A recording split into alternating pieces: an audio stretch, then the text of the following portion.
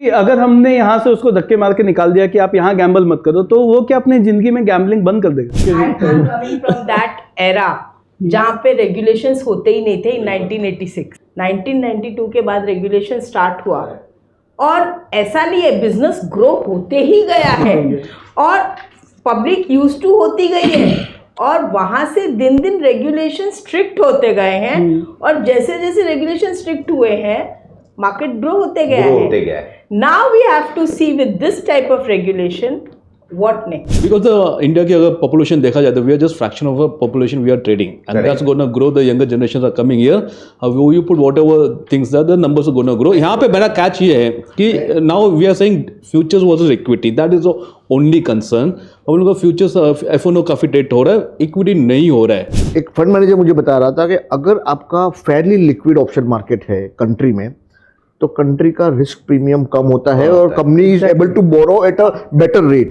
ऐसा liquid market बनाने में बरसों लगते हैं, बिलियंस ऑफ डॉलर खर्चा होते हैं. ये अपने को बना बनाया मिल गया है, और सोशल मीडिया के कारण अवेयरनेस बहुत जल्दी फैल गया. इसके लिए शायद जो ग्रोथ है वो एक्सपोनेंशियल हो गया. जिसको सीखना है, उसको सीरियस बिजनेस से प्रोफेशन के हिसाब से वो सीखेगा, और जिसको गैम्बल ही करना है वो करेगा ही करेगा, नो मैटर व्हाट.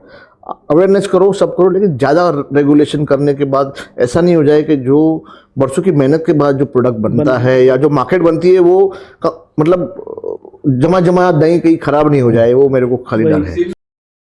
एक रैप सॉन्ग रिसेंटली आया था, थोड़ा सा स्लैंग है बट मैं फिर भी यूज करूंगा क्योंकि कोई ऐसा ज़्यादा बड़ा स्लैंग नहीं है. मैं नहीं तो कौन बे, right?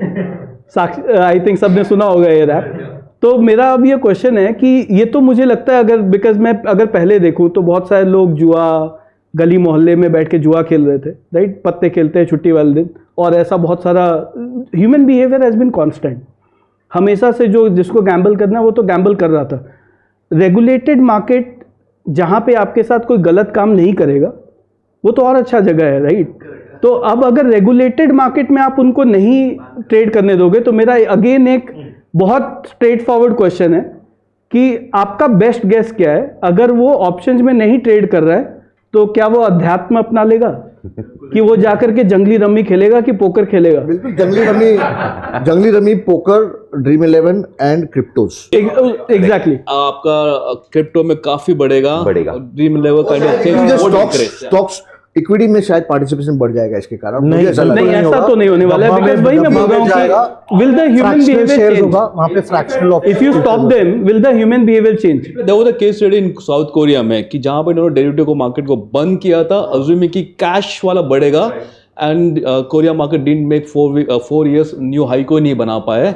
Even regulator went back, still they didn't able to cross that new high. That was the case. So ऐसा ना हो कि हमें यहाँ पे हम बंद कर दिया जाए and we find some other good suitable alternative. फिर यहाँ पे इच्छा ही नहीं होने की. What will happen worse is what happened. So basically money went where? कहाँ गया फिर? So यही ना, वहाँ पे भी कोई रमी आ गई, कोई कोरियन रमी. So अगर आप इसको देखोगे, मैं थोड़ा सा इसको समराइज करता हूँ कि मुझे क्या लगता है होने वाला है, और फिर टू द पॉइंट हम लोग और पॉइंट अगर आपके पास है तो आप ऐड करो. बट बेसिकली मुझे यही लगता है कि जिसको गैम्बल करना है, बिजनेस की बात ही नहीं हो रही. जो ऑप्शन में सीरियस था वो सीरियस ही रहेगा. जो गैम्बल करने के लिए आया है वो अल्टीमेटली क्या करेगा? या तो कहीं गेमिंग प्लेटफॉर्म पे आप सोचो वहां जाएगा, सामने उसके बॉट ट्रेड कर रहा है, राइट? कोई ना कोई बॉट है, वो तो आदमी के साथ खेल नहीं रहा. आप मशीन के साथ चेस जीत जाओगे क्या? नहीं जीत सकते हो, राइट? तो आप तो वहां पे बिल्कुल लॉस करोगे. डब्बा ट्रेडिंग जो इतना रेगुलेशन, मुझे लगता है, मतलब हमने तो अपने लाइफ में सब लोग ने डब्बा ट्रेडिंग बहुत देखा होगा. क्या प्रॉब्लम था डब्बा ट्रेडिंग में? मतलब ऑब्वियसली अनरेगुलेटेड पैरेलल था, लेकिन जब लॉस होता था वो डब्बा वाला पैसा लेके भाग जाता था. हर गली मोहल्ले में डब्बा वाला हुआ करते थे. वो पहली बार कम हुआ था. मैं बंद नहीं बोलूंगा क्योंकि मेरे को फेसबुक पे फिर भी ऐड दिखता था जहां पे डब्बा ट्रेडिंग एकदम खुला बोल रहे हैं आके मेरे पास कर लो, लेकिन कम हुआ था. अब ये मूव के बाद वो तो तुरंत चालू हो जाएगा, इंस्टेंटली चालू होने वाला है डब्बा trading. SPT increased the day. On that same day there was a surge in the number of accounts in Dabba. And if this new, I mean, I know it's इसका कोई डेटा पब्लिश करता है क्या? नहीं, data वैसा अपना होता है. विवेक के पास डेटा है. Because it's a very deep part of the market. So we acknowledge it, and अच्छे प्रोफेशनल ट्रेडर भी उसमें करते हैं, बट वहाँ वो बोलते नहीं है. Part is that what will happen, fractional trading. जैसे आप अमेरिका में फ्रैक्शनल शेयर्स खरीद सकते हो, so in these markets you can buy fractional futures also. जैसे मेरे को 6 लाख का ओएनजीसी का फ्यूचर कॉन्ट्रैक्ट है, पर मेरे पास 6,000 रुपया है या 60,000 रुपया है, उतना भी मैं फ्रैक्शनल ओएनजीसी खरीद।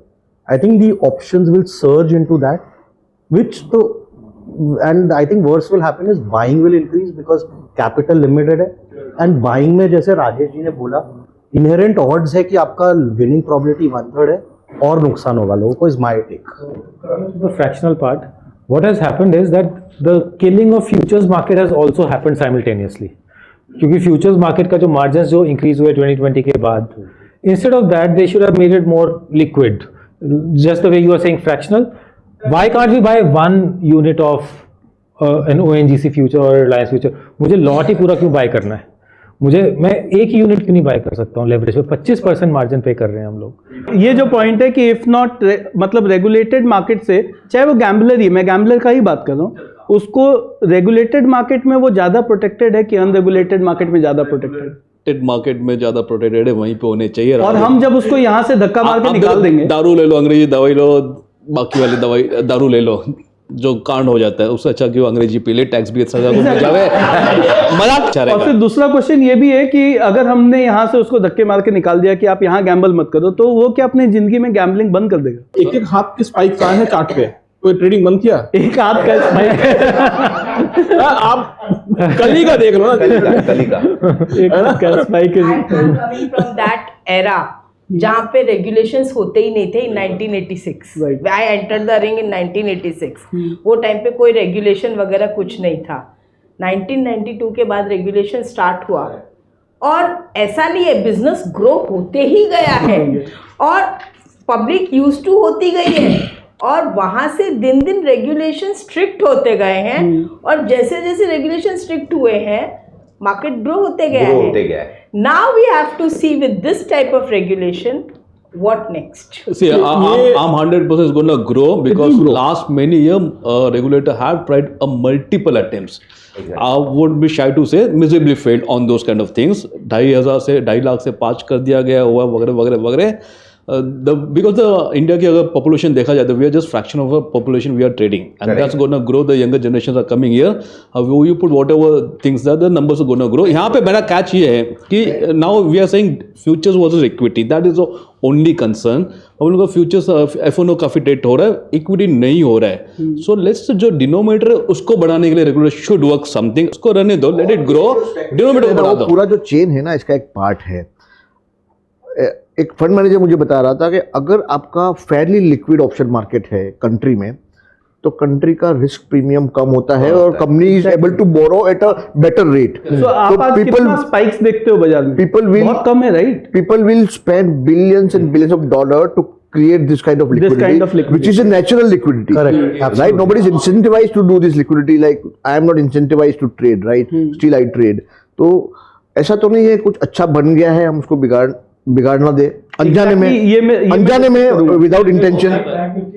मतलब अनजाने में, I am not saying intentionally, intentions are all good, लेकिन इंटेंशन में हमको कोई डाउट नहीं, काउंटर प्रोडक्टिव नहीं हो जाए कि ऐसा लिक्विड मार्केट बनाने में बरसों लगते हैं, बिलियंस ऑफ डॉलर खर्चा होते हैं। ये अपने को बना बनाया मिल गया है और सोशल मीडिया के कारण अवेयरनेस बहुत जल्दी फैल गया। इसके लिए शायद जो ग्रोथ है वो एक्सपोनेंशियल हो गया, अवेयरनेस काफी। जैसे इन्होंने एग्जांपल दिया, मैं अपना एक रियल टाइम एग्जांपल, जो फ्रेंड मेरा एक है जिसके साथ हम लोग उठते बैठते हैं, वीकेंड स्पेंड करते हैं, मार्बल का उसका बिजनेस है। उसने मेरा पहला वीडियो देखा एक, जहाँ मैंने मंथली ऑप्शन का कुछ बाइंग का स्ट्रैटेजी ऐसे ही डिस्कस किया था एज अ हाइपोथेसिस टेस्टिंग के हिसाब से। तो वो वीडियो उसने लाइफ में कभी स्टॉक मार्केट का जीरो इन्वेस्टमेंट था, वो वीडियो उसको हिट कर गया। he started experimenting with that particular strategy. He made 6 lakhs out of that strategy and बाद में वो strategy तो उसने स्क्रैप कर दिया। अभी वो रेगुलरली ट्रेड करता है। दूसरे साल उसने 10 लाख बनाया और ये साल उसका टारगेट है कि मैं 25 लाख बनाऊंगा। तो जिसको सीखना है, उसको सीरियस बिजनेस से प्रोफेशन के हिसाब से वो सीखेगा, और जिसको गैम्बल ही करना है वो करेगा ही करेगा, नो मैटर व्हाट।